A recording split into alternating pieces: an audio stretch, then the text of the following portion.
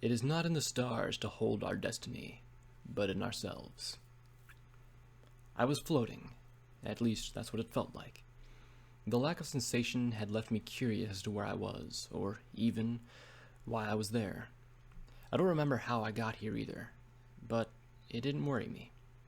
Here I was just an endless void, just existing. Then there was a sound. A faint buzzing noise that emanated from just far enough away that I couldn't be sure if it was there at all.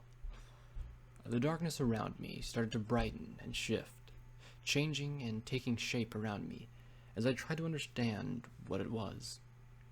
Color was the next thing to appear, but only in specific places. Down below, the front of me sat 6 glowing orbs, arranged in a horseshoe. Standing next to them was the shape of a sleeping young pony. The more it reformed, the more it started to resemble me. What in tarnation was that, Twilight? The southern twang of Aunt Applejack rang through the air beside me. The slowly defining form of 6 ponies came to focus next to me. Like a dam giving way, her voice brought the rest of the world into focus, filling it with definition, but not colors. We stood in the observation room above the test chamber at the orchard. It was the day that I had taken my test. It was a day that I would start to regret. I don't know. I've never seen a reaction like that before. I had no idea she was capable of casting spells. She replied quickly as she levitated sheet after sheet of data in front of herself. No, not a spell. If the preliminary data is correct, it wasn't emanating magic at all. At least, not like a unicorn's magic. I don't care. Whatever it was awesome. Aunt Rainbow Dash nearly shouted as she flapped her wings and zipped in a circle. How can you say that when she just killed 3 ponies? Applejack took her hat off and held it to her chest. Rainbow, I know you're eager to have your ministry pick up any project it can, but she's too dangerous. She closed her tired-looking eyes and gave out a heavy sigh. There's no telling how many ponies she could end up hurting if we don't put her down. There was a flash down in the test chamber that caught my attention. It didn't seem to garner it from any of the ministry mares. All 6 orbs of colors floated up from the room below and took their place next to each of the ponies. As the orbs sat there, I inclined my ears to them, each one giving off a faint whisper that, given more time, I might have been able to decipher. What? Mama shouted from behind Pinkie Pie. To be honest, I hadn't realized she was even in the room until now, meaning that they had all been there on that day. You can't. She's not some terminally ill animal you can just euthanize. She's just a filly. She looked out at the window, where I had stood as a filly. She didn't mean to hurt any pony. For all we know, it could have been the stress of trying to pass the test. Although unlikely, I agree with Fluttershy. Twilight spoke up, shuffling her papers and setting them into her lab coat. We don't know what caused it, or if it'll happen again. Unfortunately, we don't have the resources or time to devote to studying it further. I'm sorry, Fluttershy, but Project Harmony has failed. But that doesn't mean you have to kill her. Mama cried out, falling to the floor in tears. Please, she could be raised as a normal filly if you just give her the chance. I'll even raise her if that's what it takes. It ain't safe for her out there. Applejack put her hat back on and dragged her hoof down her face. What if she takes to casting that spell or whatever again? What if she hurt some pony else on the street? She walks up to Mama and places her hoof on her shoulder. I'm sorry, Sugar Cube. If there was some other way. No, you can't have her. Mama cried out and barreled for the door, smashing it open with little effort before disappearing into the hallways of the complex. Rainbow Dash dropped from the air with a frown. Look, Twilight, I can tell some pony has talent, and I can tell you that she can still be something awesome.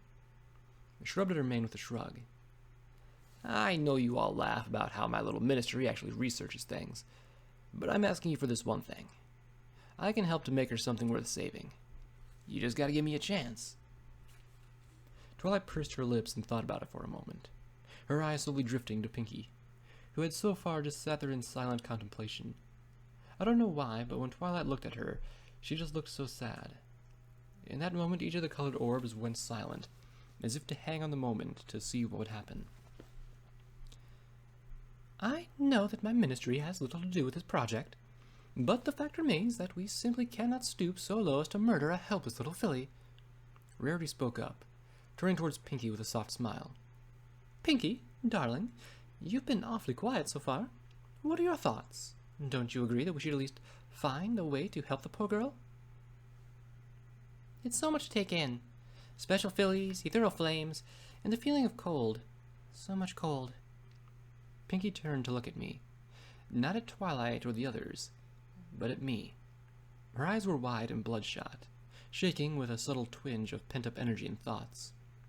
Quivering as she spoke, her muzzle emanated puffs of pink with each word.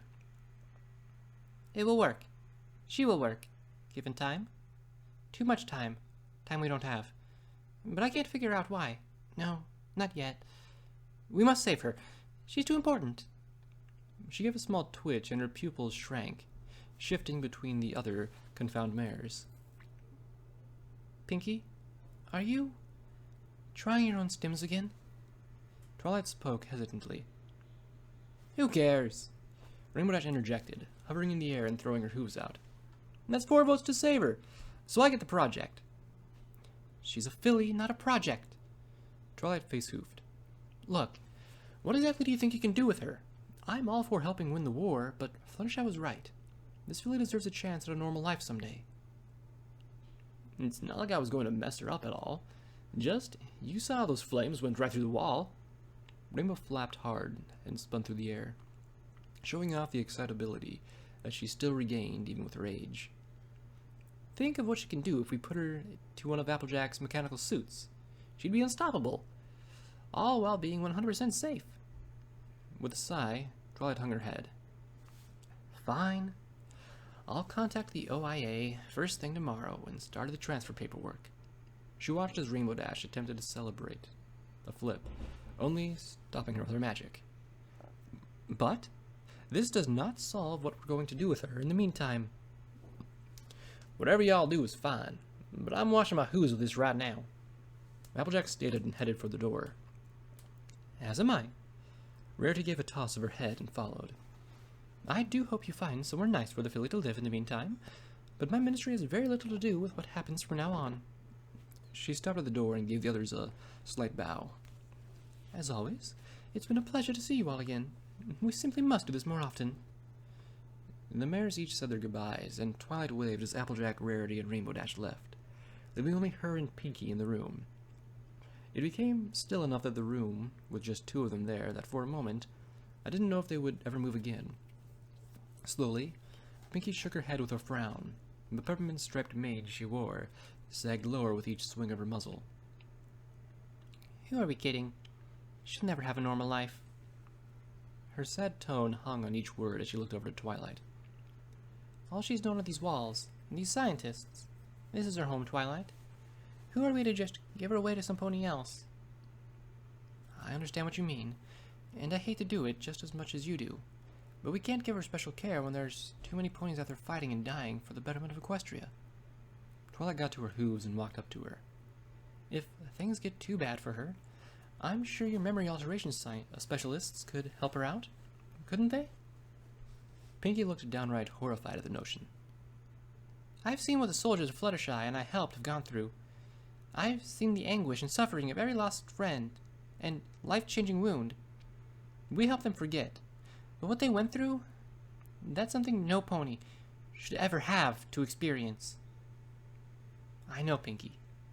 We're all trying to find some solution to this on our own. She sat down next to Pinky and rested her horn against the one-way mirror into the chest chamber.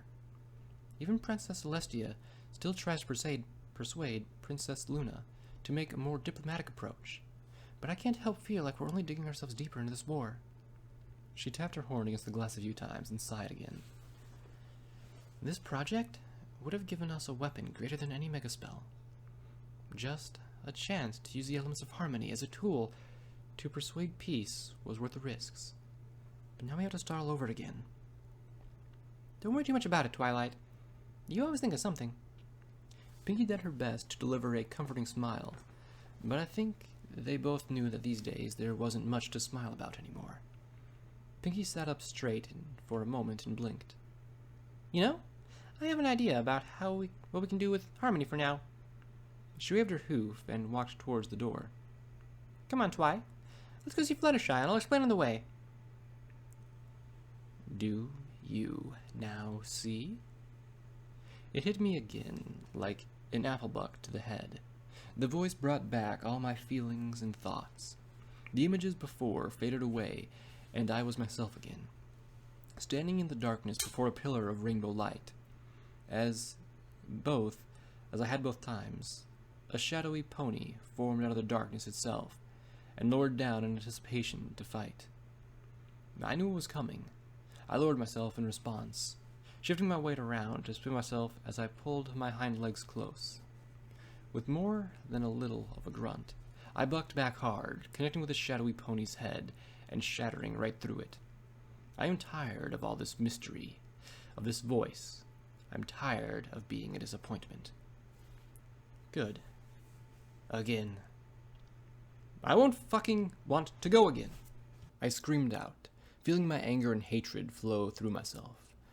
Ahead of me in the darkness was the next challenge, the mare-shaped dark pony.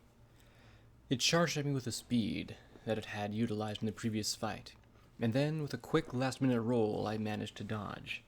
The moment I felt my hooves on the floor again, I pushed off, relying on my reflexes to guide me away from the sweeping strike the shadow mare gave. I landed a few feet back from her, tensing as I hit the ground and tightening my legs. In what felt like one smooth action, I used my downward momentum and compressed the floor before springing forward. I've always been told that I was a bit thick-headed, but I don't think the shadow mare was expecting a headbutt to shatter her own. The rest of the mare crumbled as I continued to roll through the slam, ending up on my hooves again, facing the light. I was ready for the next challenge, whatever the fuck it was. You must continue fighting. I watched the shadowy form of a stallion formed in front of the light. Eager to end this before it started, I lowered myself for another lunge, waiting for a moment before it finished forming to strike. The wispy stallion solidified, and I jumped, watching as a grin as I sailed towards it. The expression expanded into a face, then a whole pony. The pony was my father. Tucking my legs in, I tumbled past him with a whine, sliding along the ground up to the light. Scrambling back to my legs, I turned around and couldn't help but stare at him. A full minute went by when I felt the memories of him flood back, gazing upon him like a thirsty wanderer would a bottle of water. His features weren't exactly as I remembered, but there was more to him now. A little scar here, a little bit of a mane receding there. He looked a lot more tired than he ever had. Continue. What? I turned back towards the light. I can't fight him. He's my father. You must. No. Fail me again or whatever, because I'm done with this shit. I glanced back to Daddy, watching as he gave a smile and a soft nod. I refuse to hurt some pony I love. I watched as my cheeks glistened in the rainbow light from the tears I didn't realize I was crying. It's okay, Harmony. Daddy's voice was soft and made my legs tremble. It's all right, honey. I'll be fine. No! I screamed and stomped as hard as I could on the ground in defiance. A wave of blue flame burst from where I hit, rolling across the ground and sweeping over him. He went stiff as thin cracks formed over his body, slowly growing wider as the illusion fell into a heap.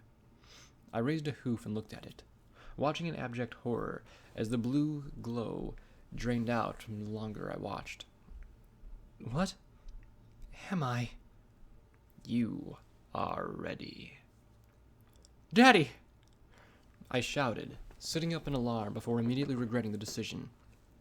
My head felt like a herd of Brahmin were stampeding across of it, and the light in whatever room I was in was blinding. Even though it never helped any pony in the history of ever, I clasped my hoof to the side of my head to try and stop the pain. Son of a bitch. At least the headache would pass. In that dream, however. Finally back, Storm. Proteus spoke up from out of nowhere, his voice startling so much that I jumped from the bed I was on, flailing my hooves as I fell back out into the dusty wooden floorboards of what I now recognized as the Chasm Clinic. Groaning, I picked myself back up. What the fuck do you mean? I paused as I looked at him. His crimson coat looked as pristine as it ever had. His mane was back to the red and black streaks that it had been since I first found him. Well, you were muttering in here for the last few hours. He rolled his eyes and looked bored. I stopped asking if you were awake out of the 4th or 5th time. By the 17th time, it was getting a little bit annoying. Shut up, Preed. How are you all right? I didn't even care how he got back or what happened to this room. Why, whatever do you mean? He gasped in mocked offense at the question. I've always been all right. Are you sure you aren't the one feeling a bit off? He gave a little chuckle. I mean, whatever you did back there in that bunker really did save our flanks, but it seemed to take the fight right out. I said shut up, Preed. I snarled, looking up at him slowly. You were a ghoul back in that bunker. How did you get better? I spun around as soon as the realization came to my mind. Oh, another test then, is it? I planted all 4 of my hooves on the floor firmly. I told you, I'm fucking done with this shit. Oh dear. Are you sure you're all right, Storm? Proteus offered in a way that was supposed to sound like friendly concern, but instead only made my head hurt more. Tell me then, I growled, turning back to him. How are you better? Fine. You want the truth? He grumbled as his horn flashed. I watched, almost mesmerized, as his coat darkened and cracked. Lines and old scars drew their way across his fading coat as he seemed to age 100 years in just a few seconds. His mane drooped and dropped its color almost black again, and his eyes turned to a more distant, dull look than he had before. Truth is, I've always been this way for a long time. Why did I hide it?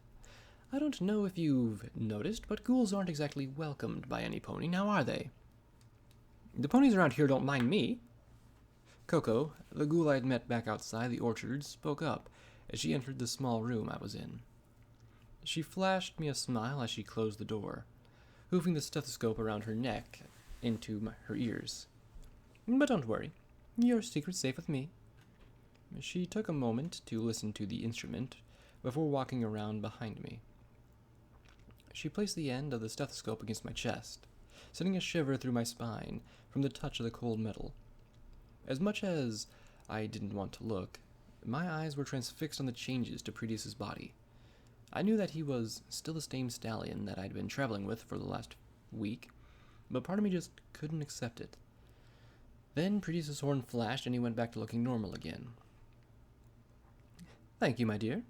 I'm not ashamed about what I am, just afraid that I'll cause unneeded grief. He laughed and rubbed at his neck. At one time, I thought that the ponies before the end treated others badly. Oh, how wrong turns out I'd been. He shrugged and gave me a smile. Well, you live and you learn, I guess. The noise of duct tape being stretched off the roll made me turn to see what Coco was now doing. Just as I did, she plastered a metal disc with wire to my coat and taped it there. When she did so, 3 other discs before returning to a machine that all the wires ran into and flickered on. With a high-pitched whine that reminded me of a shock prod, a multitude of lights along the side of it flashed in quick succession as a line of paper slowly fed out of the machine.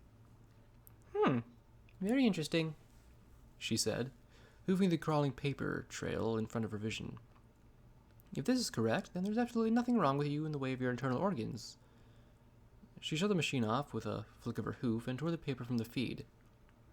Whatever kept you in a comatose state must have been something to do with your deeper cognitive functions. Unfortunately, I don't have the right equipment here to do a more in-depth test. Though on the other hoof, she smiled and walked over to me. Now the facility is completely accessible, there might be a machine in there. Not going to happen, Doc. I grumbled. Last time I was in there, I didn't come out of it for over a century. I know she didn't want to do that, but still, maybe it's better that I leave that place in the past. She nodded and seemed to understand as she leaned towards me. She nipped at my coat, and before I realized why, there was a horrendous ripping sound as I was rolled onto the floor in a silent scream. Sorry, boss, Prettius said, trying to hold back a snicker as he spoke. But I could tell that jerk was enjoying this. Here, let me make it easier for you. His magic gripped at the remaining 3 pieces of tape all at once, and for a moment, he waited. That dick waited until I realized what he was about to do. This time, I let out full-bodied, agonizing screams. How is that any fucking easier? I snapped at him once he was done, and I was done writhing on the floorboards. I had half a mind to shoot him for that, but annoyingly, my rifle wasn't anywhere that I could see from the floor. Well, you only had to deal with that one. Prettius spoke up in his usual annoyingly cheerful tone. If I did this slowly or one by one, you'd have had you on the floor until nightfall. I swear, the next fucking bottle of Wonder Glue I find is going to apply something to that smart-ass mouth of yours. I groaned and pulled myself back up. Speaking of which, did What's-Her-Flying stick around, or was she smart and got herself as far away from this fucking town as possible? She's in jail at the moment. Prettius shifted uneasily at his hooves. Please tell me she didn't murder any pony. I hadn't thought about it last time, but if she lied to me in that cell down there, I could have just broken out a mass murderer or something. At the very least, tell me she murdered Ficha. Your zebra friend? No, she didn't murder him or any pony else. Preed nodded to the cabinet over to the door, where I saw the edge of my jacket sticking out. But she did manage to break the mayor's forelock when he tried to hug her. Then she gave the sheriff quite a whooping when she tried to resist. Well, that's pretty good news, actually. At least he was coming to him. I laughed to myself, stopping when I caught Coco's disapproving look. Ficha, not the mayor. That womanizing asshole has deserved to get his flanks served for over a few years. Still, that doesn't make it right. She snorted and kept her muzzle tilted up in like any arrogant jerk who thought that they were better than the rest of the world. Usually that kind of brutality has no place in this peaceful town. No, this town has no place in the wasteland. I glared back at her. You think you're safe hiding from everyone else out there, but one of these days the wasteland will come and find you. It always does. I slipped on my coat and satchel, looking around for my rifle, only to find that Prettius was already levitating it above me. Come on, Preed. Let's get out of this nightmarish town. We can't go yet. Pi spoke up, changing my vision to blue as she appeared curled up in the corner. Not until we give Iron Will a proper send-off. She sniffled at me and sobbed softly in a way that only exaggerated the headache I had. No, I want to be as far away from here as possible. I stopped halfway through the sentence as the pip-buck died, going dark in what I could only assume was an act of defiance. Pi, turn yourself back on this instant. I lifted my pip-buck and shook it. Listen to me, Pi. I will not mourn for a machine. However awesome it was, and even though it saved my life, it doesn't mean I have to care that it's dead. Oh, come on, Storm. Where's the harm in giving her a bit of closure? Prettius rolled his eyes and as he walked to the door. Besides, another hour in this town won't kill you. He opened it and held his hoof towards the main clinic room. Fuck it, fine. I still think it's a waste of time, but fine. We'll go and remember him or some shit. I grumbled. No sooner had I said that than the compass reappeared in my vision, with a destination tick mark to the north of us, and the words, "Travel to Memorial Site," flashed above it. I shook my head and headed out the door, eager to just get this over with. Thunder rumbled in the distance to the north, while the cold winds swept down across the open plains of the mountain behind us. The air felt like it could break into rain any moment, and I didn't want to be drenched by the time we were done. Walking all the way back to Dodge was going to suck if I were to freeze. The memorial spot that Pi had chosen was one of the only hills within eyesight of Chasm that happened to have a dead husk of an old tree on it.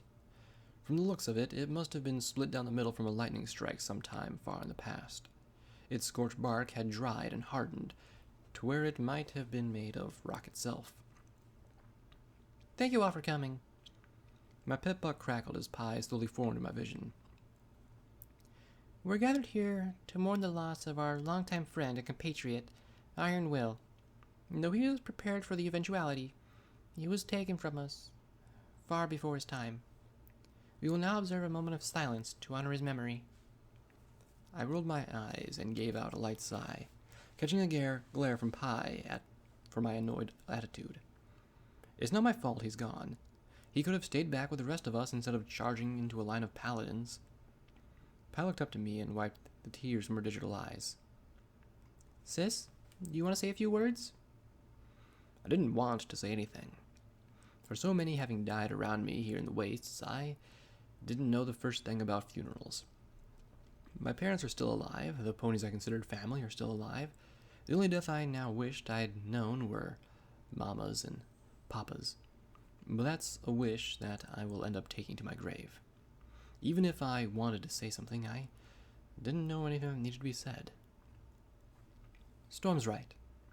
Previous chimed up out of nowhere. Iron Will never said anything to us. He never complained, never argued.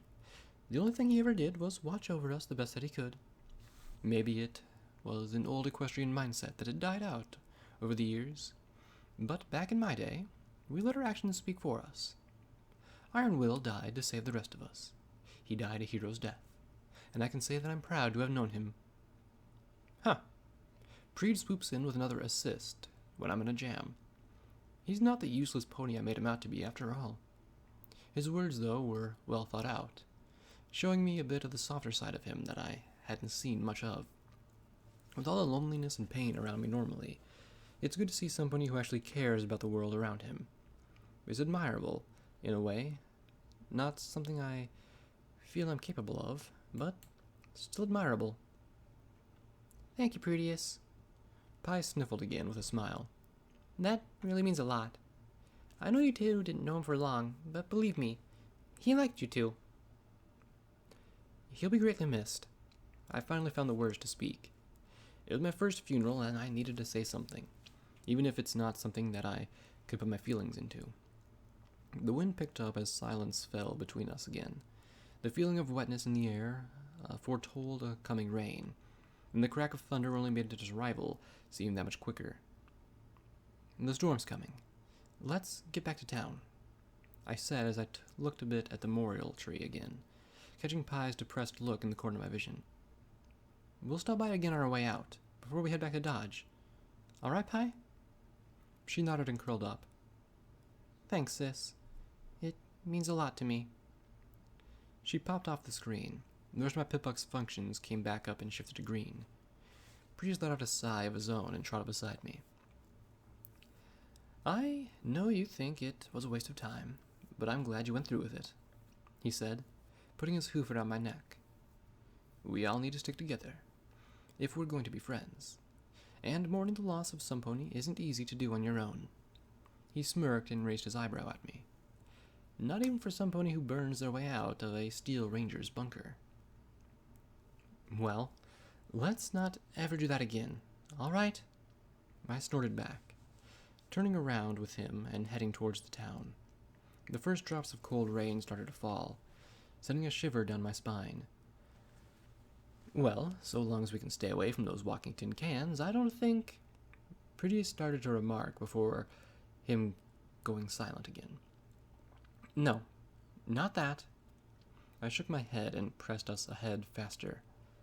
"Let's not hold any more memorial services. One is enough for my lifetime." As if to have been holding back, the clouds finally left loose. It came down on us, I didn't mind the rain as much as I thought I would. When it was just the one drop, I shivered. But with all of them now, I just felt numb. I'm sure there's a metaphor to be found in there somewhere about my feelings towards death, but right now, I couldn't care to find it. We're going to have to wait the storm out, so let's go see if I can get Ficha to let Tasteless go. Sounds like a plan, boss. He smiled and released his leg from around my neck. And I agree. Let's not have any more death. Chapter end. When the curtains call, it's the last of all. When the lights fade out, all the sinners crawl. Quests finished none, quests started none, levels earned none, perks earned none.